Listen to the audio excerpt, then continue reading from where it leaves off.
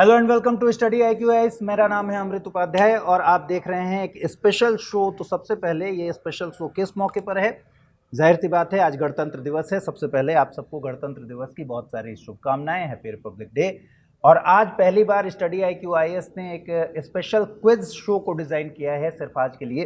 तो आज हमारे साथ 4 टीमें मौजूद हैं और उन 4 टीमों से मैं आपका परिचय कराऊंगा, इस गेम का रूल समझाऊंगा और साथ ही 3 राउंड के इस गेम में एक एक टीम को एलिमिनेट भी करते जाऊंगा और लास्ट में हमें इस क्विज शो का फाइनल जो विजेता है, विनर है, वो टीम मिल जाएगी। तो आप लोग भी जल्दी से बैठ जाइए इस हिसाब से कि आप भी क्वेश्चन का आंसर दे पाएँ, क्योंकि ठीक है यहाँ आप फिजिकली मौजूद नहीं हैं लेकिन यूट्यूब पर तो आप देख ही रहे हैं। आपको भी ये आंसर्स अटेम्प्ट करने हैं और लास्ट में ये भी बताना है हमें कि क्या ये आपको प्रोग्राम अच्छा लग रहा है, क्या इसे कंटिन्यू करना है। अगर कंटिन्यू करना होगा तो हमारे ही टीम के जो स्टूडेंट्स हैं, फाउंडेशन बैचेस के, P2I के, प्रतिज्ञा बैच से जो स्टूडेंट्स आए हैं, उन्हीं के साथ हम ये प्रोग्राम कर रहे हैं। सबसे पहले मैं टीम से परिचय कराता हूं आपका। टीम जो पहली टीम है उसका नाम है टीम अभ्यास और टीम अभ्यास से भानु हैं अलीगढ़ यूपी से, कुंदन आए हुए हैं दरभंगा बिहार से। सेकेंड टीम जिसका नाम है टीम अभिव्यक्ति से संतोष हैं वाराणसी यूपी से। राहुल हैं परभनी महाराष्ट्र से। थर्ड टीम है हमारी जिसका नाम है लक्ष्य, टीम लक्ष्य से विशाल हैं राजकोट गुजरात से। ऋषभ आए हुए हैं प्रयागराज उत्तर प्रदेश से। चौथी टीम है जिसका नाम है प्रतिज्ञा टीम में अनूप आए हुए हैं रीवा मध्य प्रदेश से, बहुत बहुत स्वागत है आपका। और सुदर्शन आए हुए हैं कोल्हापुर महाराष्ट्र से। महाराष्ट्र इस समय मेजॉरिटी में है, तो दूर दराज से लोग आए हुए हैं, गुजरात, महाराष्ट्र और उत्तर प्रदेश से, बिहार से, सब जगह से लोग आए हुए हैं। और ये मैं एक बार फिर से दोहरा दूं कि ये जो जितने भी पार्टिसिपेंट्स हैं ये हमारे P2I बैच के यानी प्रीलिम्स टू इंटरव्यू बैच के, प्रतिज्ञा बैच के और फाउंडेशन बैच के स्टूडेंट्स हैं। साथ ही हमारे साथ ऑडियंस और मेंटोर्स की टीम भी है। तो मेंटोर में जो 3 लोग दिख रहे हैं ये एक तरीके से थर्ड अंपायर हैं हमारे। मेंटोर टीम में आलोक गिरी हैं, स्वाति हैं और जय हैं। इन तीनों लोग के जरिए जब भी एक बजर राउंड होने वाला है तो बजर राउंड में जब भी कंफ्यूजन होगा हम इन तीनों लोगों की मदद लेंगे कि पहले किसने बजर दबाया है। और ये एम्पायर्स जो होंगे, थर्ड एम्पायर्स, ये लोकसभा के स्पीकर की तरह होंगे। इनके फैसले को चैलेंज नहीं करेंगे हम किसी भी कोर्ट में। तो आइए शुरू कर लेते हैं। राउंड में बता देता हूँ। फर्स्ट राउंड जो होगा आप लोग के सामने क्लियर कर देता हूँ। First round is buzzer round. Buzzer round में आपको क्वेश्चंस जब मैं पढ़ूंगा उसके बाद उसके ऑप्शंस भी हैं, लेकिन उन ऑप्शंस के पहले जैसे ही क्वेश्चन खत्म हो आप बजर दबा सकते हैं। तो रूल नंबर 1 ये है, अगर आपने बजर पहले दबाया तो आप आंसर करेंगे। सही आंसर के लिए 10 मार्क्स मिलेंगे और गलत आंसर के लिए 5 मार्क्स काटे भी जाएंगे। 5 मार्क्स एक और कंडीशन में कटेंगे जब आप कोई फाउल प्ले करेंगे, यानी जैसे ही मैंने क्वेश्चन पढ़ना शुरू किया और आपने बजर दबा दिया तो भी वो फाउल माना जाएगा। तो फाउल के लिए 5 माइनस मार्किंग है। मार्किंग हमारी थर्ड एम्पायर्स की टीम कर रही है। और फाइनल एक राउंड होने के बाद, इस बजर राउंड में 10 क्वेश्चंस होने के बाद एक फाइनल डिसीजन हम ये लेंगे कि कौन कौन सी टीम अगले राउंड में जा रही है। तो एक टीम एलिमिनेट हो जाएगी फर्स्ट राउंड से। सेकेंड राउंड में थीम बेस्ड राउंड है जिसमें थीम चुनने का मौका सबसे पहले उस टीम को मिलेगा जो फर्स्ट राउंड में सबसे ज़्यादा मार्क्स लेकर आई थी। उसके बाद बची हुई थीम्स में से सेकेंड हाईएस्ट मार्क्स वाली जो टीम फर्स्ट राउंड की है वो अपनी थीम को चुनेगी और फिर फाइनल थर्ड हाईएस्ट मार्क्स वाली टीम चुनेगी। इस तरह से थीम बेस्ड में बजर नहीं होगा, आपसे 10 क्वेश्चंस पूछे जाएंगे, उसके परफॉर्मेंस के बेस पर एक टीम एलिमिनेट होगी और फिर हम फाइनल राउंड करेंगे, जिसकी बात हम फाइनल राउंड में आकर करेंगे। तो बिना देरी किए शुरू कर लेते हैं। इस प्रोग्राम का नाम है ब्रेन्स बैटल। स्टडी IQAS पर आप देख रहे हैं। क्वेश्चन पढ़ना मैं शुरू करता हूं। सबसे पहला क्वेश्चन राउंड 1 का। नंदा देवी चोटी जो अपनी अद्भुत सुंदरता के लिए जानी जाती है भारत के किस राज्य में अवस्थित है? हिमाचल प्रदेश, उत्तराखंड, जम्मू कश्मीर या फिर सिक्किम? बजर किसने दबाया पहले? टीम लक्ष्य। उत्तराखंड। तो सही जवाब है। सेकंड क्वेश्चन, 2023 में भारत की G20 अध्यक्षता के दौरान किस संगठन को G20 में शामिल किया गया? आसियान, अफ्रीकी संघ, यूरोपियन संघ या फिर खाड़ी सहयोग परिषद जीसीसी? टीम अभ्यास। सर ऑप्शन बी अफ्रीकी संघ। अफ्रीकी संघ, बहुत सही। तीसरा सवाल, भारत में शिक्षा को मौलिक अधिकार बनाने के लिए संविधान में कौन सा संशोधन किया गया? 73वां, 86वां, 42वां या फिर 44वां? Team Pratigya. Option B. Option B. किस साल में हुआ था यह संशोधन? 2002। 2002। राइट टू एजुकेशन एक्ट कब आया? 2002 में। 2 में आ गया था। राइट टू एजुकेशन, मार्क्स नहीं कटेंगे आपके। राइट टू एजुकेशन 2009 में आया था। 2009 में, बहुत बढ़िया। और कौन सा आर्टिकल जोड़ा गया था? Article 21A। पूरा पढ़कर आए हैं मतलब, बहुत बढ़िया। चलिए अगला सवाल, भारतीय सर्वोच्च न्यायालय के किस ऐतिहासिक फैसले ने मूल संरचना के सिद्धांत को औपचारिक रूप से स्थापित किया? 5-5 मार्क्स कटे भी हैं। केशवानंद भारती मामला, मिनर्वा मिल्स मामला, शंकरी प्रसाद मामला, वामन राव मामला। यूपीएससी में भी ये गलती नहीं करनी है कि क्वेश्चन देखते के साथ टिक लगा देना है। तो जैसे ही क्वेश्चन पूरा होना था तब बजर दबाना था। 5-5 मार्क्स किसके किसके कट गए? क्वेश्चन के पहले किसने किसने बजर दबाया? तीनों ने दबाया है, 2 और 4 ने। यानी आपने गलत फाउल किया और आपने फाउल किया। आंसर कौन देगा? प्रतिज्ञा। केशवानंद भारती। केशवानंद भारती, चलिए बहुत सही। नेक्स्ट, भारतीय संविधान की 4थी अनुसूची में राज्यों के प्रतिनिधित्व का उल्लेख है, किससे संबंधित है? विधायी शक्तियों का वितरण, राज्यसभा में सीटों का आवंटन, संवैधानिक संशोधन की प्रक्रिया या फिर राज्य की सीमाओं का निर्धारण? टीम लक्ष्य। बी, राज्यसभा में सीटों का आवंटन। बहुत बढ़िया। नेक्स्ट, रफा बॉर्डर निम्नलिखित में से किन 2 देशों को जोड़ता है? इजराइल और वेस्ट बैंक, इजराइल और सीरिया, गजा और मिस्र या फिर गजा और Jordan? Option A sir, Israel और वेस्ट बैंक। इजराइल और वेस्ट बैंक, श्योर हैं आप? या 5 नंबर गवा दिया आपने? सर अब तो मैंने बोल दिया है, तो जो होगा देख लेंगे। हाँ, निगेटिव मार्किंग के लिए पूरी तरह से तैयार हैं आप? सर सेकंड बजर किसने दबाया है? इजराइल और सीरिया। इजराइल और सीरिया। इजराइल और सीरिया, ऑप्शन बी। बी। तो ये दोनों ही गलत हैं, तो ऑडियंस के पास चलते हैं। ऑडियंस के पास चलते हैं। सर सी। सी, गजा और मिस्र। मिस्र, बहुत सही। चलिए, तो ऑडियंस के लिए हमारे पास, जब भी ऑडियंस की तरफ से सही आंसर आएगा, हमारे पास एक गिफ्ट हैम्पर है, अभी अभी देते हैं उनको। स्टडी आईक्यू का एक बैग है आपके लिए। क्या नाम है आपका? साहिल। साहिल, बहुत बहुत शुभकामनाएं, बहुत बहुत धन्यवाद। चलिए, अमेरिका में कोई व्यक्ति कितने कार्यकाल तक राष्ट्रपति रह सकता है? केवल 1, केवल 2, केवल 3 या फिर कार्यकाल की कोई सीमा नहीं? ऑप्शन बी सर, केवल 2 कार्यकाल। केवल 2 कार्यकाल। और इंडिया में ये सीमा कितनी है? अनलिमिटेड है सर। अनलिमिटेड है। एज का तो है सर, एज बाउंड नहीं है। कितने साल तक का व्यक्ति राष्ट्रपति बन सकता है भारत में? अपर लिमिट नहीं है सर। और लोअर लिमिट? Yes sir. क्या है? 35। तो चलिए, संविधान में क्या लिखा हुआ है ये बताइए। संविधान में सर अभी एग्जैक्ट तो सर मिनिमम नहीं लिखा हुआ है और ना ही अपर लिखा हुआ है। अगला, लिग्नोसैट एक लकड़ी आधारित उपग्रह है जिसे किस देश ने लॉन्च किया? टीम अभिव्यक्ति। जापान, अमेरिका, जर्मनी या फिर दक्षिण Korea? Option A sir, Japan. Japan, सही है। चलिए अगला, उस यूनानी इतिहासकार का नाम क्या है जिसकी रचनाएं प्राचीन भारतीय समाज के बारे में विस्तृत जानकारी प्रदान करती हैं? हेरोडोटस, प्लूटार्क, मेगास्थनीज या फिर स्ट्रैबो? टीम प्रतिज्ञा। मेगास्थनीज। मेगास्थनीज, बहुत बढ़िया। ताली थोड़ी जोरदार बजाइए आप तो।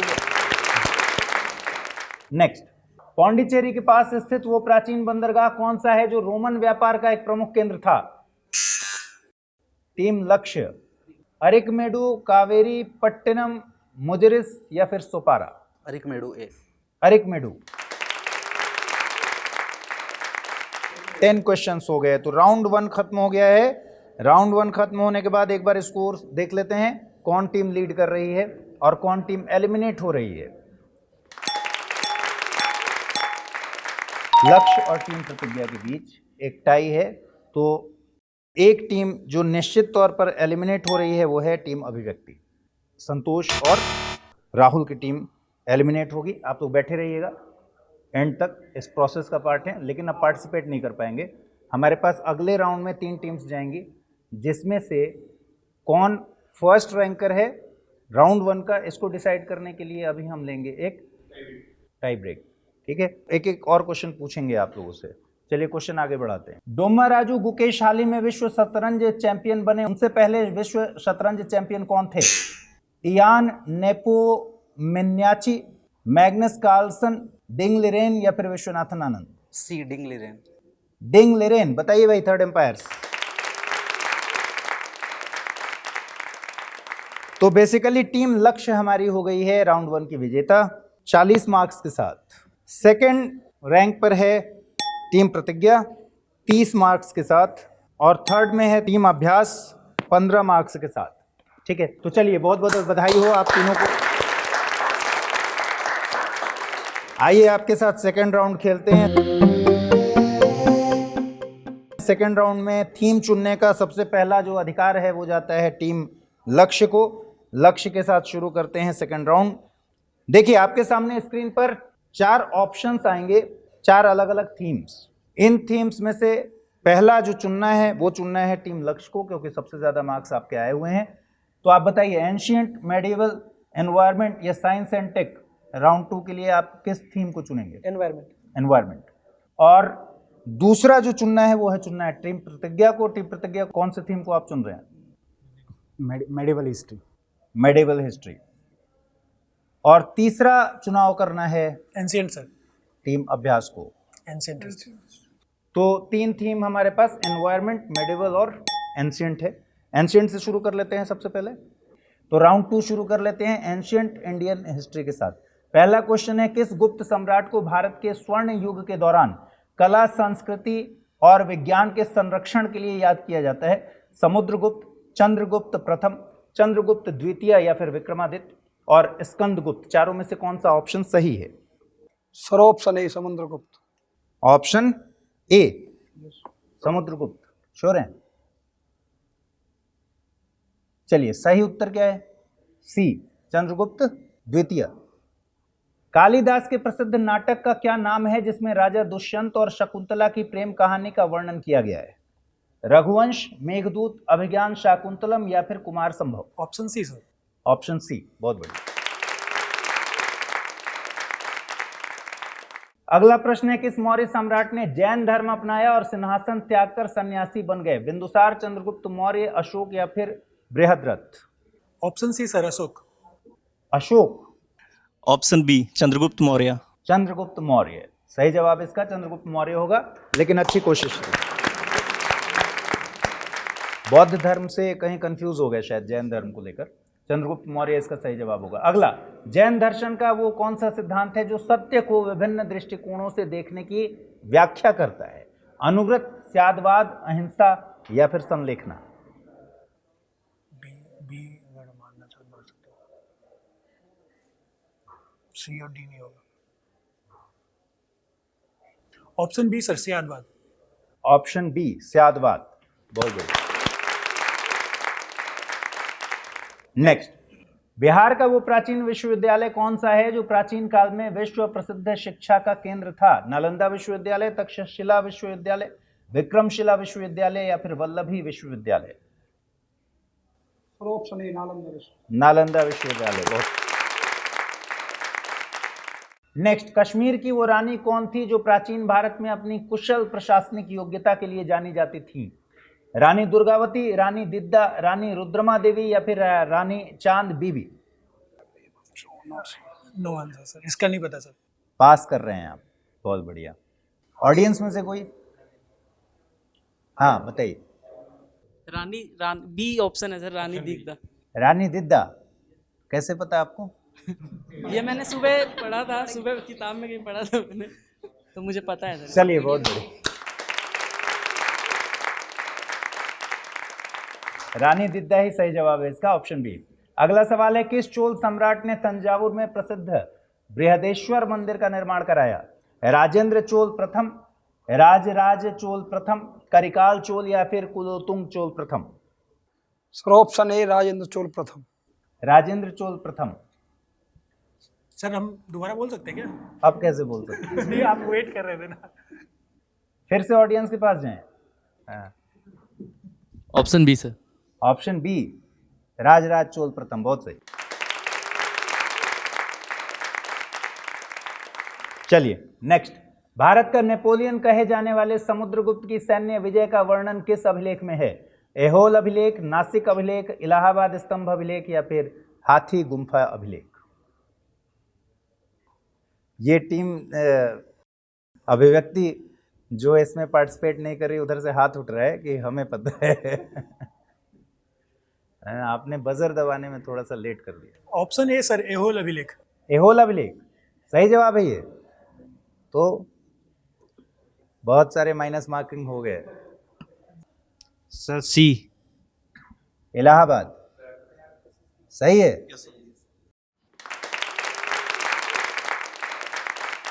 चलिए, किस इंडो ग्रीक राजा ने बौद्ध धर्म अपनाया और उसके प्रचार में योगदान दिया?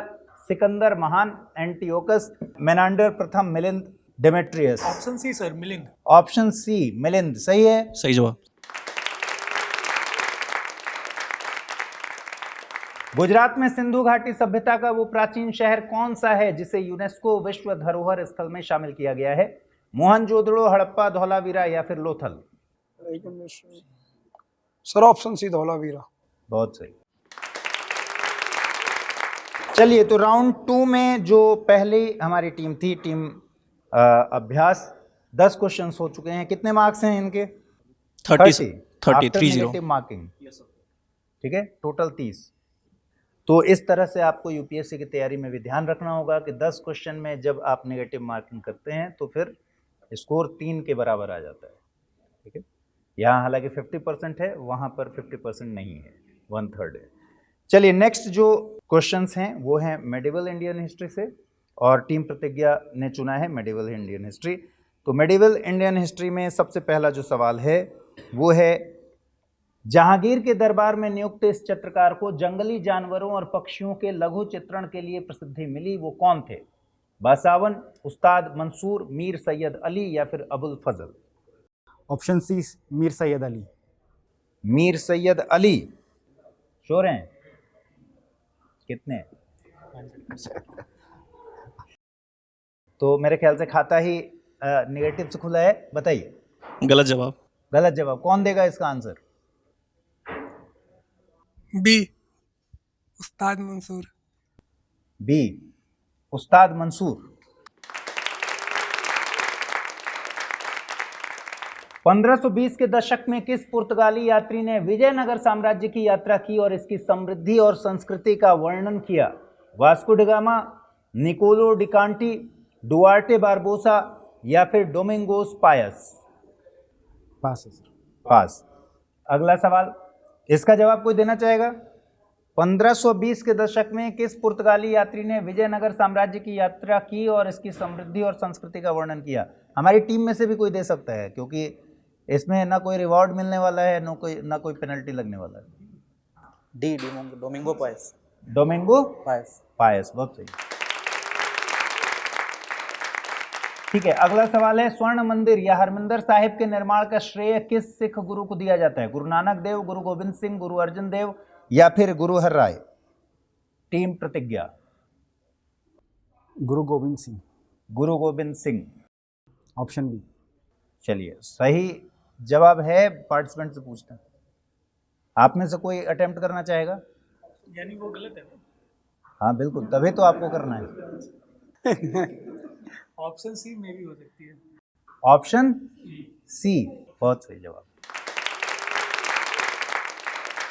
इस लिपि शैली को इसके बहते और तिरछे अक्षरों के लिए जाना जाता है जो फारसी और उर्दू में प्रयुक्त होती है, इसे क्या कहते हैं? कुफिक, नस्तालिक, शिकस्ता या फिर देवनागरी? पास सर। पास। 1565 की किस लड़ाई में विजयनगर साम्राज्य का पतन हुआ? हल्दी घाटी का युद्ध, तालीकोटा का युद्ध, खानवा का युद्ध या फिर पानीपत का युद्ध? तालीकोटा का युद्ध। तालीकोटा का युद्ध, बहुत सही है। 1192 में तराइन के दूसरे युद्ध में मोहम्मद गौरी के खिलाफ लड़ने वाले राजपूत राजा कौन थे? राणा सांगा, राणा कुंभा, पृथ्वीराज चौहान या फिर महाराणा प्रताप? पृथ्वीराज चौहान। पृथ्वीराज चौहान सही जवाब है। Yes sir. नेक्स्ट, किस मुगल शहजादे ने हिंदू मुस्लिम सद्भाव को बढ़ावा देने के लिए उपनिषद जैसे हिंदू ग्रंथों का फारसी में अनुवाद किया? औरंगजेब, अकबर, दारा शिकोह या फिर जहांगीर? सी दारा शिकोह। 1564 में मुगलों के खिलाफ लड़ने वाली और अपनी वीरता के लिए प्रसिद्ध गोंडवाना की वो रानी कौन सी थी जिन्होंने सम्मान की रक्षा के लिए बलिदान दे दिया? रानी लक्ष्मीबाई, रानी दुर्गावती, चांद बीबी या फिर रानी अहिल्याबाई होलकर? रानी दुर्गावती। Option B. सही जवाब। अगला सवाल, कव्वाली के पिता के रूप में प्रसिद्ध इस व्यक्ति ने भारतीय शास्त्रीय संगीत और हिंदवी में महत्वपूर्ण योगदान दिया, वो कौन थे? तानसेन, अमीर खुसरो, बैजू बावरा या फिर जियाउद्दीन बर्नी? ऑप्शन बी, अमीर खुसरो। अमीर खुसरो। और अंतिम सवाल है, दिल्ली के किस सुल्तान ने राजधानी को दिल्ली से दौलताबाद स्थानांतरित किया जिससे लोगों को कठिनाई का सामना करना पड़ा? अलाउद्दीन खिलजी, मोहम्मद बिन तुगलक, बलबन या फिर फिरोज शाह तुगलक? मोहम्मद बिन तुगलक। मोहम्मद बिन तुगलक, बहुत सही है। तो चलिए फाइनल स्कोर की तरफ नजर डाल लेते हैं। टीम प्रतिज्ञा का स्कोर कितना हुआ है? 50 और टीम अभ्यास ऑलरेडी हमारे पास 30 मार्क्स के साथ है। अब देखते हैं जो पिछले राउंड की जो टॉपर टीम है हमारी, वो इस राउंड में क्या धमाल मचाती है, जिनका टॉपिक है एनवायरनमेंट। मार्च में जलवायु परिवर्तन के प्रति जागरूकता बढ़ाने के लिए लोगों को 1 घंटे लाइट बंद करने के लिए प्रेरित करने वाले इस वैश्विक आयोजन का नाम क्या है? पृथ्वी दिवस, अर्थ आवर, जलवायु कार्य दिवस या फिर विश्व पर्यावरण दिवस? B, earth hour. सही जवाब। अगला है, अंडमान और निकोबार द्वीप समूह में स्थित उस बायोस्फीयर रिजर्व का नाम क्या है जो अपनी समृद्ध जैव विविधता और स्थानिक प्रजातियों के लिए जाना जाता है? Great Nicobar biosphere reserve, Nanda Devi biosphere reserve, Mannar की खाड़ी बायोस्फीयर रिजर्व या फिर Nilgiri biosphere reserve? A, great Nicobar biosphere. A, great Nicobar. थोड़ा ज्यादा आसान सवाल हो गया शायद।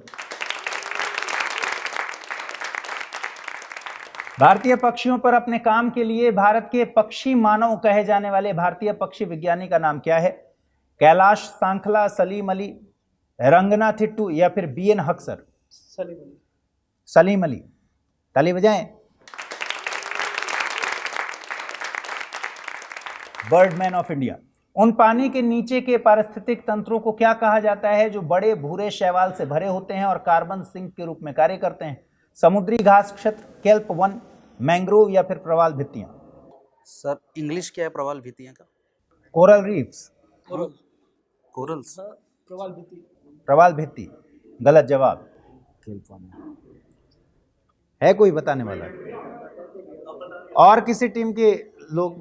केल्प वन सही जवाब। भारत का वो क्षेत्र जो अपने मैंग्रोव जंगलों के लिए प्रसिद्ध है और यूनेस्को विश्व धरोहर स्थल है, क्या कहलाता है? सुंदरबन। सुंदरबन। महाराष्ट्र में स्थित उस झील का नाम क्या है जो उल्का पिंड के प्रभाव से बनी थी और जिसका पानी हाइपर अल्कलाइन और खारा है? सांभर लेक, लोकटक झील, लोनार झील या फिर बुलर झील? लोनार झील। लोनार झील। सही जवाब। उस गैस का नाम क्या है जिसका उपयोग विद्युत उद्योग में होता है और जिसकी ग्लोबल वार्मिंग क्षमता CO2 से 23,500 गुना अधिक है? ए, SF6। SF6 सही है। सही जवाब। जो लोग YouTube पर देख रहे हैं उनके लिए मुझे पढ़ने का भी मौका दीजिए, मैं ऑप्शन भी पढ़ लूं। Sulphur hexafluoride SF6, methane, nitrous oxide या फिर परफ्लोरोकार्बन? और जैसा कि जवाब आपने बताया बिल्कुल सही था, सल्फर हेक्साफ्लोराइड SF6। पानी संरक्षण और पारंपरिक जल स्रोतों को पुनर्जीवित करने के लिए भारत के जल पुरुष के रूप में जाने जाते हैं, उनका नाम क्या है? मेधा पाटकर, वंदना शिवा, अनिल अग्रवाल या फिर राजेंद्र सिंह? डी राजेंद्र सिंह। राजेंद्र सिंह।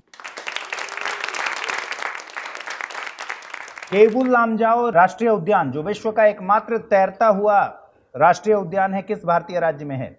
मणिपुर, असम, मिजोरम या फिर मेघालय? मणिपुर। मणिपुर। बहुत बढ़िया। इससे जुड़े हुए लेक का नाम क्या है? लोकटक झील। लोकटक।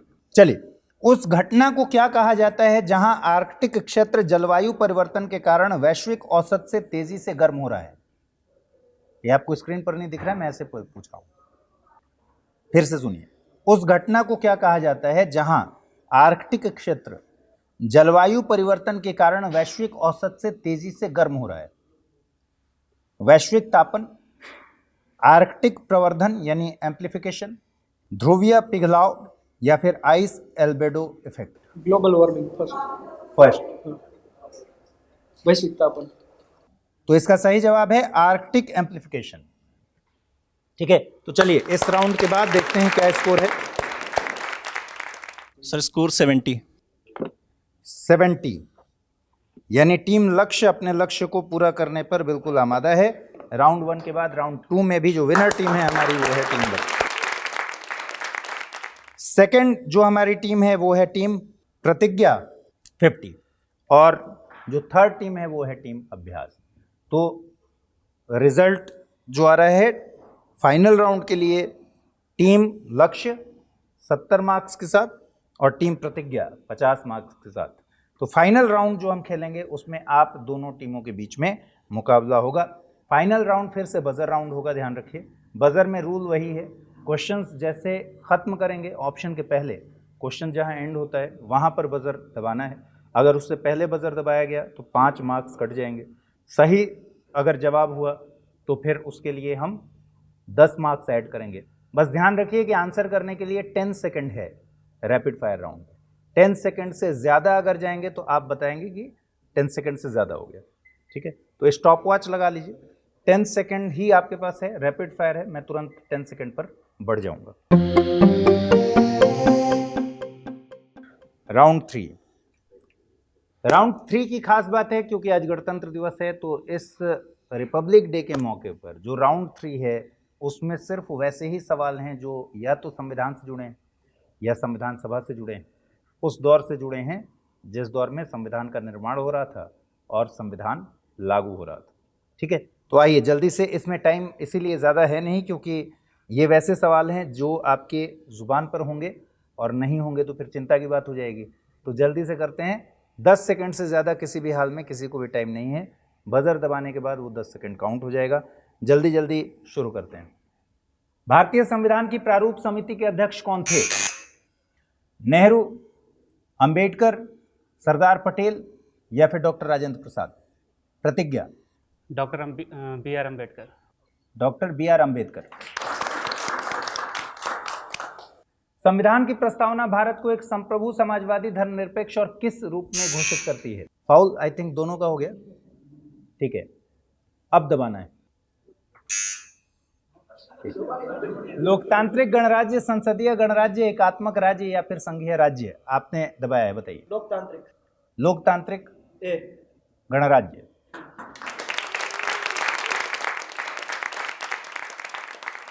मैंने पहले ही कहा था आपको कि जब खत्म हो जाएगा तब बजर दबाना है। वैसे तो जब खत्म हुआ तभी मेरा बजा था। नहीं, मैंने सुन लिया था दोनों लोग, आप दोनों लोगों ने गलती की।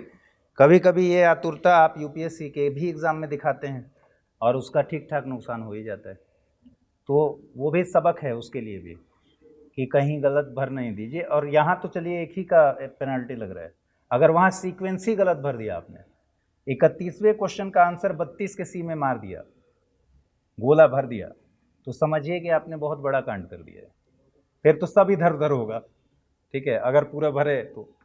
चलिए नेक्स्ट, भारतीय संविधान के किस भाग में मौलिक अधिकार शामिल हैं? भाग 2, 3, भाग 4, भाग 5? भाग 3। भारतीय संविधान की स्थिति को लागू हुआ 15 अगस्त 1947, 26 जनवरी 1949, 26 जनवरी 1950 या फिर 1 जनवरी 1950? Pratigya. Option C. Doctor B R Ambedkar ने किस मौलिक अधिकार को भारतीय संविधान का हृदय और आत्मा कहा है? दोनों फाउल है। हाँ ठीक। समानता का अधिकार, स्वतंत्रता का अधिकार, संवैधानिक उपचारों का अधिकार या फिर धर्म का अधिकार? आपने इसको टूल तो नहीं बना लिया है कि ठीक है एक बार दोनों फाउल करते हैं फिर जल्दी से दबा देंगे तो प्लस तो हो ही जाएगा। बताइए। Sir article 32 article 32 constitutional remedies. Constitutional remedies, सही। भारतीय संविधान की प्रस्तावना में समाजवादी और धर्मनिरपेक्ष शब्द किस संशोधन द्वारा जोड़े गए थे? प्रतिज्ञा। जोड़े गए थे। 24वां संशोधन, ऑप्शन बी। 42वां, 44वां ऑप्शन या बी फिर 42 42वां संशोधन। 42वां संविधान संशोधन 1976। 1976 में। चलिए बिल्कुल। एक और शब्द जो इसमें मिसिंग है वो कौन सा शब्द था? धर्म, इंटीग्रिटी, उसको सोशलिस्ट, सेक्युलर एंड अखंडता। अखंडता, यस। भारतीय संविधान सभा की बैठक पहली बार कब बुलाई गई थी? 26 नवंबर 1949, 9 दिसंबर 1946, 15 अगस्त 1947 या फिर 26 जनवरी 1950? 9 दिसंबर 1946। 9 दिसंबर 1946। 9 दिसंबर 1946। ठीक। तो आप लोग दबाने में देर कर जा रहे हैं। हमारा थोड़ा प्रॉब्लम है इसमें। कोई प्रॉब्लम नहीं है। चलिए, संविधान सभा की पहली बैठक में अंतरिम अध्यक्ष के रूप में किसे चुना गया था? Doctor Rajendra Prasad, doctor Sachchidanand Sinha, Jawaharlal Nehru, doctor B R Ambedkar? Option B. Option B. बहुत देर बाद आपने बजर दबाकर साबित कर दिया कि आप लोग जगे हुए हैं। बहुत सही जवाब। ब्रिटिश सरकार की किस योजना के तहत भारतीय संविधान सभा का गठन किया गया? क्रिप्स मिशन, वेवल योजना, माउंटबेटन योजना या फिर कैबिनेट मिशन योजना? Sir D cabinet mission. Cabinet mission योजना, ठीक। भारत की रियासतों में से किसका संविधान सभा में कोई प्रतिनिधित्व नहीं था? हैदराबाद, मैसूर, फाउल हो चुका है एक, बड़ौदा या फिर त्रावणकोर? लक्ष्य ने एक फाउल किया है और दोबारा बजाया भी है। हैदराबाद, मैसूर, बड़ौदा या फिर त्रावणकोर? सी बड़ौदा। सही जवाब है ये। गलत है, गलत जवाब। अब आप लोग को नहीं बोलना है, नेक्स्ट टीम को मौका मिलेगा सही जवाब देने के लिए। तो सही जवाब बताइए, जो नेक्स्ट टीम है हमारी, क्या होना चाहिए? हैदराबाद सर। हैदराबाद। और यही कॉमन सेंस से भी हैदराबाद ही निकल रहा था। तो मेरे ख्याल से सारे क्वेश्चंस हो गए हैं, 10 क्वेश्चंस हो गए हैं। चलिए एक बार स्कोर देख लेते हैं। फाइनल में दोनों टीम के बीच टीम लक्ष्य के कितने स्कोर हैं? टीम लक्ष्य के 30 और टीम प्रतिज्ञा के कितने स्कोर हैं? 55। 55। यस। चलिए, तो टीम प्रतिज्ञा ने पहले बजर दबाकर और आपने जल्दी बजर दबाकर जो नेगेटिव मार्किंग अर्न किया उसकी वजह से आप लोगों में डिफरेंस ज़्यादा हो गया। अदरवाइज नॉलेज के लेवल पर तो आप लोग बिल्कुल ऑलमोस्ट सेम पेज पर हैं। तो बहुत बहुत बधाई हो टीम प्रतिज्ञा इस क्विज शो में, जिसको हम कह रहे हैं ब्रेन्स बैटल। इसके जो फर्स्ट एपिसोड के फर्स्ट विनर टीम हमारी है वो है टीम प्रतिज्ञा। आप लोगों का बहुत बहुत स्वागत है। एक बार आइए यहाँ। अनूप, रीवा से अनूप और कोल्हापुर से आए हुए सुदर्शन, इनकी टीम ने फाइनली बाजी मार ली है। तो जो विनर टीम है उसके लिए हमारे पास है एक ट्रॉफी और वायदे के मुताबिक ये कैश प्राइज है आपके लिए और ये है विनर टीम के लिए ट्रॉफी। ठीक है, बहुत बहुत शुभकामनाएं। आ जाइए टीम लक्ष्य, ताली बजाइए भाई।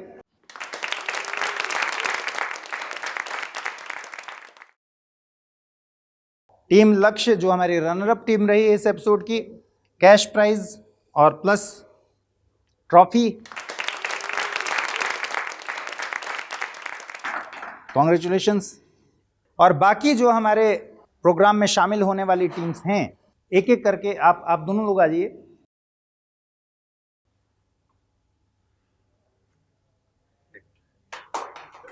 कैसा लगा इस प्रोग्राम में शामिल होकर? बढ़िया। ये आपके लिए है और ये है आपके लिए। Thank you. चलिए, बहुत बहुत थैंक्स अ लॉट। और अंतिम टीम हमारी अभ्यास, निरंतर अभ्यास की जरूरत है आपको।